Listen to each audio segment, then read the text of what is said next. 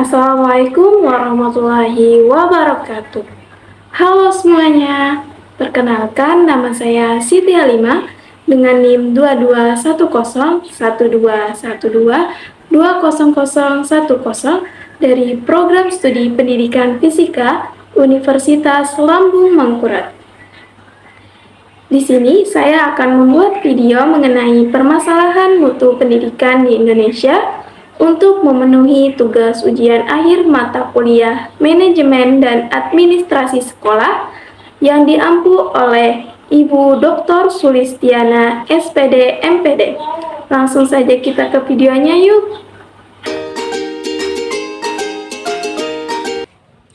Di tahun ajaran 2022-2023, Badan Pusat Statistik atau yang disingkat dengan BPS mencatat bahwa ada sekitar 44,19 juta siswa dengan 3,37 juta guru dan 399.000 sekolah di Indonesia. Indonesia menjadi negara dengan sistem pendidikan terbesar keempat di dunia di bawah India, Cina, dan Amerika. Tapi, apakah ukuran yang besar ini berbanding lurus dengan mutu pendidikannya? Jawabannya sudah pasti tidak. Lantas, pertanyaannya, apa sih faktor dan penyebabnya jadi mutu pendidikan di Indonesia ini rendah? Dan gimana sih solusinya agar kita dapat mengatasi permasalahan mutu pendidikan di Indonesia ini? Simak penjelasannya pada video kali ini. Seperti yang sudah kita ketahui, mutu pendidikan di Indonesia saat ini mengalami kemerosotan. Rendahnya mutu pendidikan di Indonesia dapat mengakibatkan kualitas pendidikannya menurun. Ini menjadi salah satu permasalahan yang sudah ada sejak lama dan belum terselesaikan sampai saat ini. Masalah mutu pendidikan muncul ketika hasil pendidikan belum mencapai taraf yang diharapkan. Ditambah lagi dengan banyaknya tantangan yang harus dihadapi ke depannya, seperti semakin berkembangnya ilmu pengetahuan dan teknologi, laju pertumbuhan penduduk, dan letak geografis dari wilayah Indonesia sendiri. Sebelum kita lanjut, kita harus tahu dulu nih, apa sih mutu itu? Jadi menurut Fadli 2017, mutu adalah satu bagian yang penting, di mana mutu ini ditunjukkan kepada suatu produk yang menjadi unggulan terhadap produk lain. Secara umum, mutu juga dapat diartikan sebagai gambaran dan karakteristik menyeluruh dari barang atau jasa yang menunjukkan kemampuannya dalam memuaskan kebutuhan yang diharapkan. AJIS 2015 menyatakan bahwa upaya meningkatkan mutu pendidikan harus menjadi usaha yang terus-menerus dilakukan, dengan harapan agar bidang pendidikan yang relevan dan berkualitas dapat tercapai. Hal ini merupakan harapan dan tuntutan di seluruh jajaran pendidikan yang ada di Indonesia.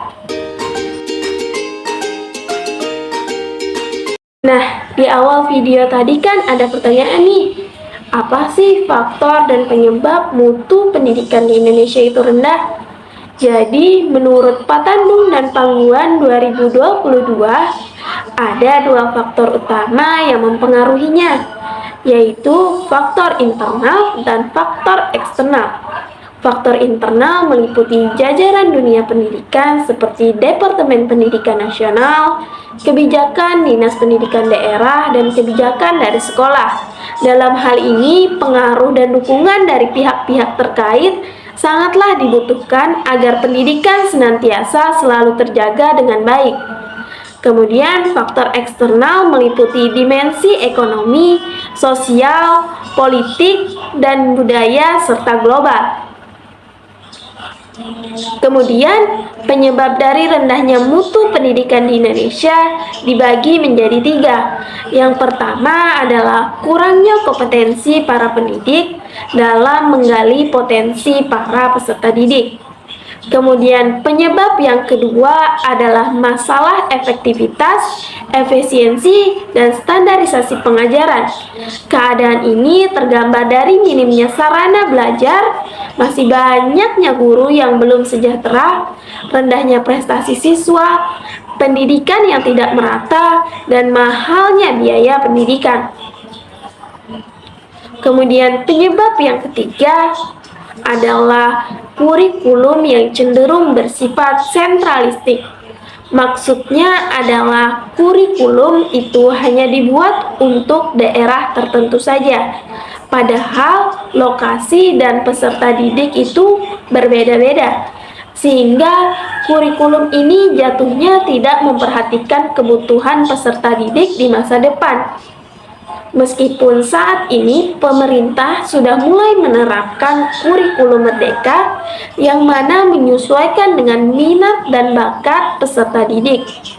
Akan tetapi, hasilnya akan dievaluasi pada tahun 2024. Hal ini berarti belum diketahui apakah kurikulum merdeka ini akan dilanjutkan atau akan berubah lagi.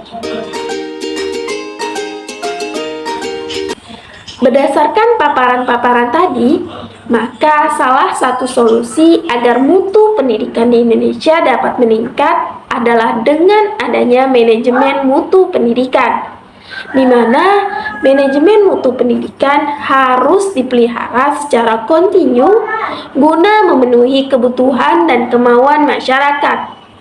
Membangun manajemen mutu pendidikan harus menjadi agenda dan kerja nyata untuk meningkatkan kualitas pendidikan.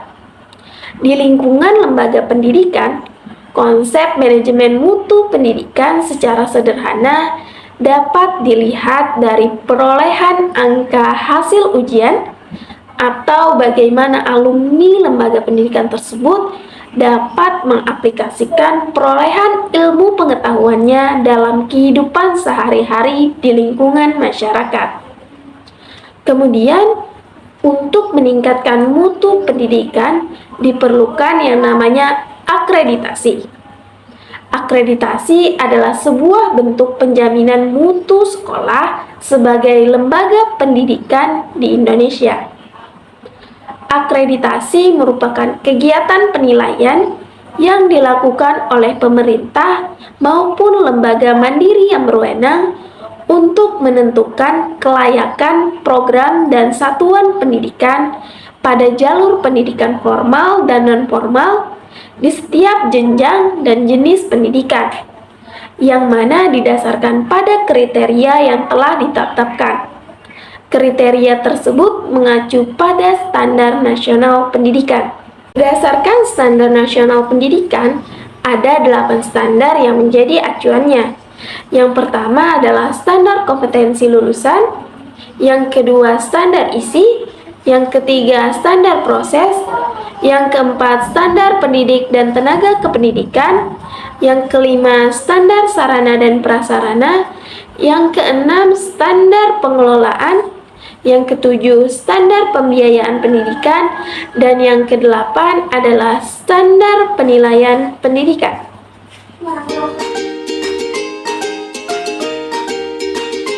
Kita sudah tahu nih bahwa mutu pendidikan di Indonesia telah jauh tertinggal dari negara-negara lain. Maka dari itu, peningkatan mutu pendidikan harus terus terjadi. Harapannya, mutu pendidikan di Indonesia bisa bersaing dengan negara lain. Dengan meningkatkan mutu pendidikan, kita membuka pintu peluang yang lebih besar bagi generasi yang akan datang. Tetap semangat untuk berkontribusi dalam menciptakan perubahan positif bagi pendidikan di Indonesia. Sekian dari saya. Terima kasih sudah menonton video kali ini. Wassalamualaikum warahmatullahi wabarakatuh dan sampai jumpa.